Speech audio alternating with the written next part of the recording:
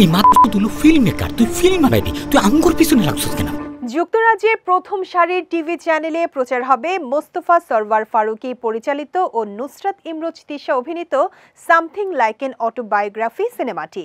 British সরকারের মালিকানাধীন television channel 4-এ দেখানো হবে এটি। নির্মাতা প্রযোজক তথ্যটি নিশ্চিত করেছে। চ্যানেল 4-এ প্রথম বাংলাদেশি ছবি হিসেবে প্রদর্শিত হয়েছিল তারিক মাসুদ নির্মিত মাটির ময়না। এরপর নির্মাতার আরও দুটি ছবি দেখানো হয় টিভিতে। চতুর্থ সিনেমা হিসেবে চ্যানেলটির পর্দায় উঠছে ফারুকের সিনেমা। তবে আমার একটা কমপ্লেইন আছে, আপনি বিয়ে করছেন 10 বছর, বাচ্চা নেবেন কবে? আসছে জুন মাসে প্রচার হতে পারে সামথিং লাইক এন অটোবায়োগ্রাফি নিয়ে আরেকটি আনন্দের খবর রয়েছে।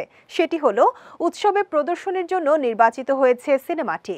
অস্ট্রেলিয়ার সবচেয়ে বড় ও মর্যাদাপূর্ণ চলচ্চিত্র উৎসব সিডনি ফিল্ম ফেস্টিভ্যালে প্রদর্শিত হবে এটি।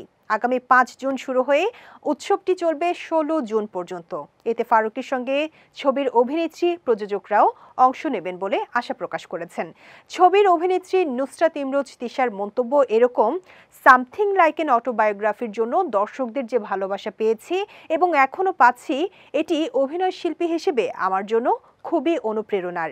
কিছু কাজ মানুষের মনের ভেতরে গিয়ে স্পর্শ করে, এটি সেরকম কাজ। আমার দর্শকদের কৃতজ্ঞতা জানাই তাদের ভালোবাসার জন্য। ওটিটি প্ল্যাটফর্ম চরকির মিনিস্ট্রি অফ লাভ প্রজেক্টের প্রথম ছবি হিসেবে মুক্তি পায় সামথিং লাইক এন অটোবায়োগ্রাফি। এর আগে বুসান চলচ্চিত্র উৎসবের 28তম আসরের প্রতিযোগিতা বিভাগে নির্বাচিত হয়েছিল এটি।